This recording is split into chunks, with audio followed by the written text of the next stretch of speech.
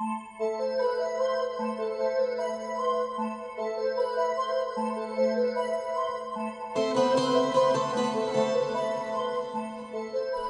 nous intéressant à l'univers dans lequel nous vivons, nous découvrons qu'il existe 250 milliards de galaxies, qui chacune d'entre elles compte environ 300 milliards d'étoiles.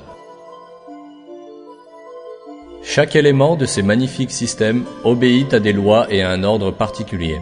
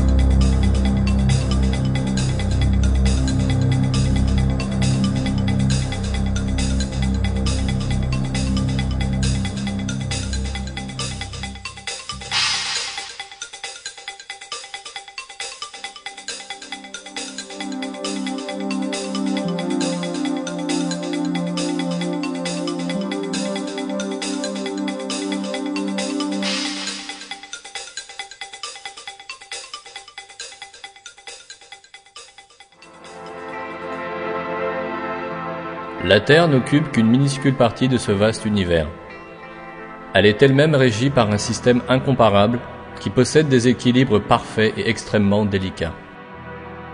Contrairement aux autres planètes, son atmosphère et sa surface sont viables.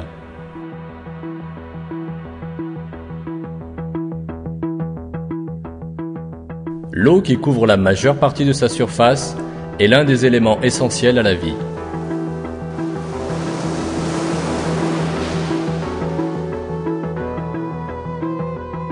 Les températures, les propriétés orbitales et la nature du sol, tout démontre que la Terre a été conçue pour recevoir la vie. Notre planète abrite une vie incroyablement complexe et complète. Des millions d'espèces animales et végétales coexistent en parfaite harmonie, au point de survivre de manière totalement autonome. Mais d'où viennent ces systèmes et ces êtres dotés de vie?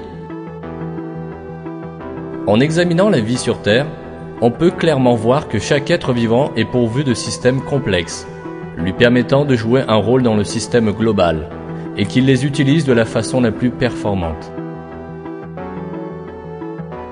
Pour que la vie puisse être ainsi planifiée, conçue et organisée, elle a nécessairement un créateur.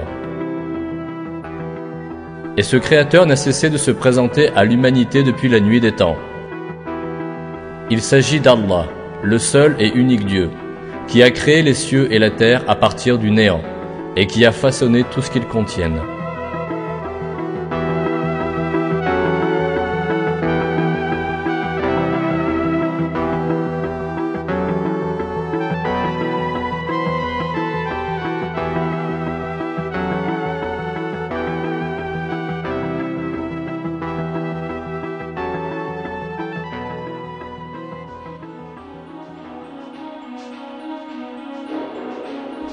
La théorie de l'évolution, qui est née au XIXe siècle, nie le fait évident de la création. Elle affirme que l'existence des espèces n'est pas le résultat de la création de Dieu, mais plutôt celui de procédés entièrement gouvernés par le hasard. Le fondateur de cette théorie, Charles Darwin, était un naturaliste amateur. Il exposa sa théorie dans son ouvrage « L'origine des espèces », publié en 1859. Le succès du livre fut instantané, bien que sa popularité tienne davantage à ses implications qu'à son contenu scientifique. En effet, les idées de Darwin apportaient un soutien considérable à la philosophie matérialiste qui nie l'existence de Dieu.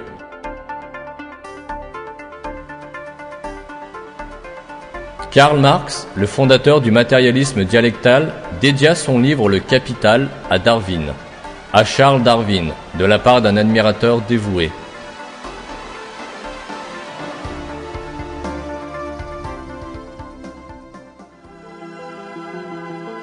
La théorie de Darwin prétendait que toutes les espèces descendaient d'un même ancêtre, qui avait évolué à force de petits changements accumulés sur une longue période.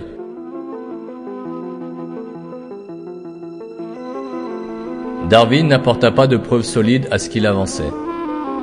Il reconnaissait d'ailleurs lui-même les faits qui invalidaient sa théorie dans le chapitre intitulé « Les difficultés de la théorie ».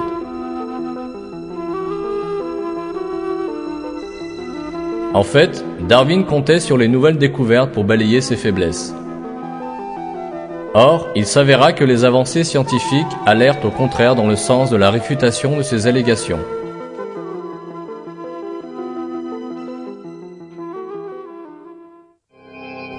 Darwin suggéra que toutes les espèces avaient évolué successivement à partir d'un même ancêtre. Mais alors, comment le premier être vivant est-il apparu ? Darwin n'évoqua pas du tout la question dans son ouvrage. En réalité, il n'était même pas conscient que reposait là une des faiblesses de sa théorie. En raison des connaissances scientifiques primaires de l'époque, on supposait que la vie reposait sur une structure très simple. En effet, d'après la théorie de la génération spontanée, très populaire au Moyen-Âge, la vie pouvait naître à partir de matière inerte. On pensait alors que les grenouilles naissaient de la boue et les insectes de la moisissure des aliments. De curieuses expériences furent menées afin de prouver ces théories. Des scientifiques déposaient par exemple une poignée de blé sur un chiffon et s'attendaient à voir des souris sortir des grains.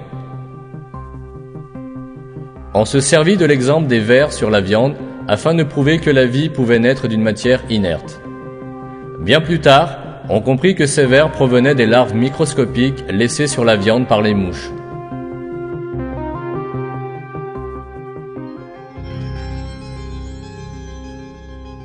À l'époque de Darwin, on était persuadé que les microbes pouvaient facilement émaner de matière inerte.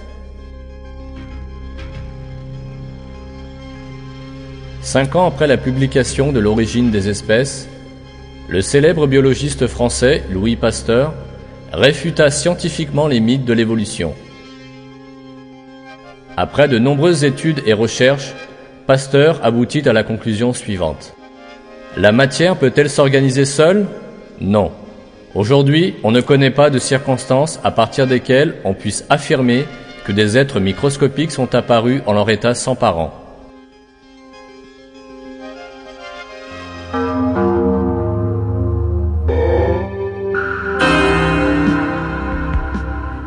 Le biologiste russe Alexandre Oparin fut le premier évolutionniste à aborder au XXe siècle la question de la première cellule vivante.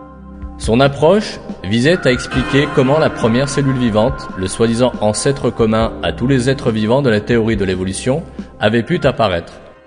Dans les années 30, Oparin formula un certain nombre de théories qui intégraient la notion de hasard dans son explication de la naissance de la première cellule vivante. Mais ses efforts aboutirent à un échec et il confessa «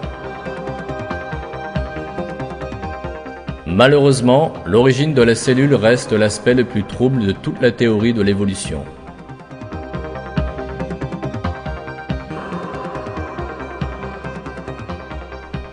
Les évolutionnistes qui succédèrent à Oparin effectuèrent des expériences afin de conférer une dimension scientifique à l'origine de la vie.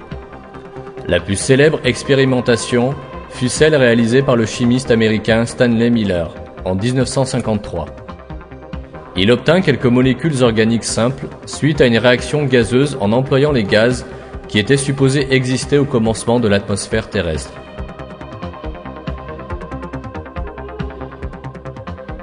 À l'époque, cette expérience avait valeur de preuve pour les évolutionnistes. Des expériences ultérieures démontrèrent que les gaz utilisés lors de l'expérience étaient très différents